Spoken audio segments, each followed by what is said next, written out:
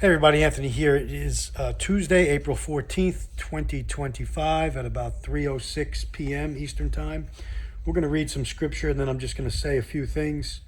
We're in Matthew chapter 5 where Messiah is talking here, and he says this, starting in verse 17.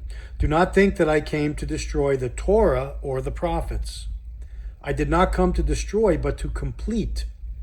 To complete, not do away with. He said complete. Complete, fulfill, live out.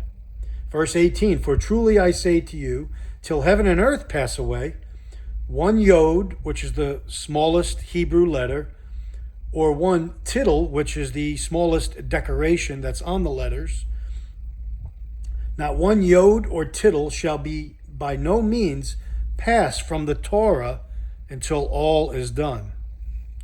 Verse 19, whoever then breaks one of the least of these commands and teaches men so shall be called least in the reign of the heavens.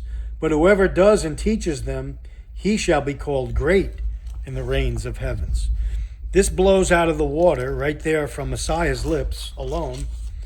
Just that passage of scripture, this whole notion that we could replace his holidays with false man-made pagan holidays or doctrines of men. Now turn over to Matthew chapter 7, starting in verse 13 and 14. Enter in through the narrow gate, Messiah says, the narrow gate. Because the gate is wide and the way is broad that leads to destruction. Remember, destruction means you don't exist anymore. Destruction means you're done for. Your soul is gone. And there are many who enter in through it. So many go the way of destruction. He's talking about people, population, the world.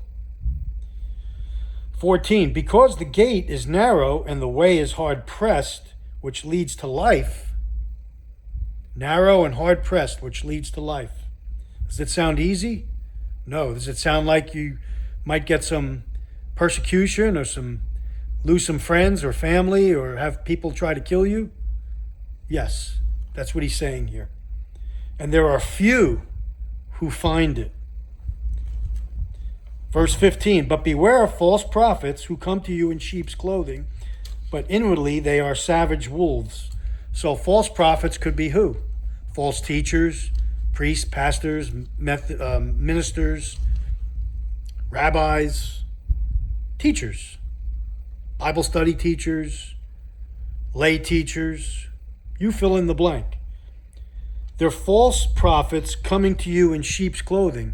It seems like they're teaching the truth or they mean well. They even fool you.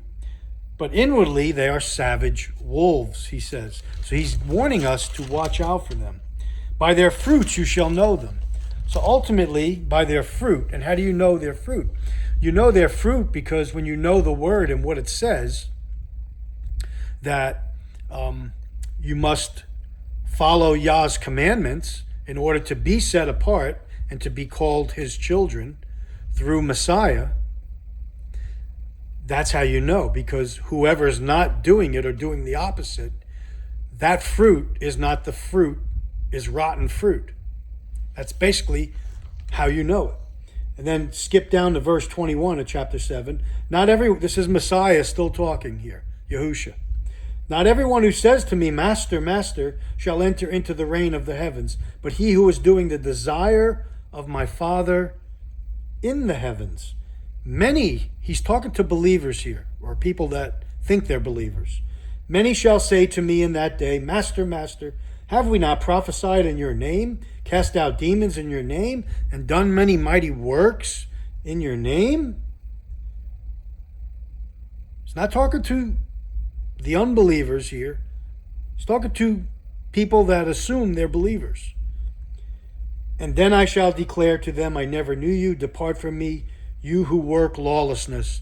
And we know what lawlessness is. It's without the Torah. Yohanan or John tells us that in 1 John chapter 3, verse 4. And in other areas. It's Torahlessness. And Messiah is warning us here of the ramifications of false belief, false pagan festivals. The ramifications are destruction. It's not a slap on the wrist.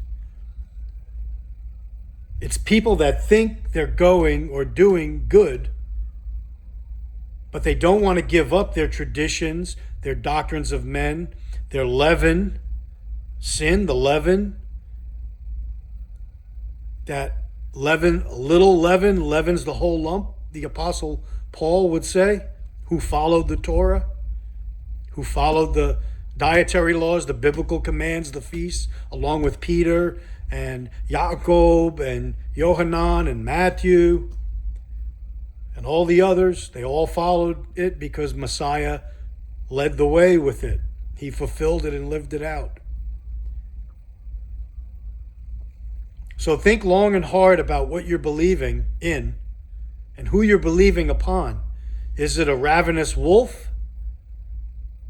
in sheep's clothing? Or is it Messiah himself? Our Pesach, our Passover. That's what you have to ask yourself this season that we're in right now.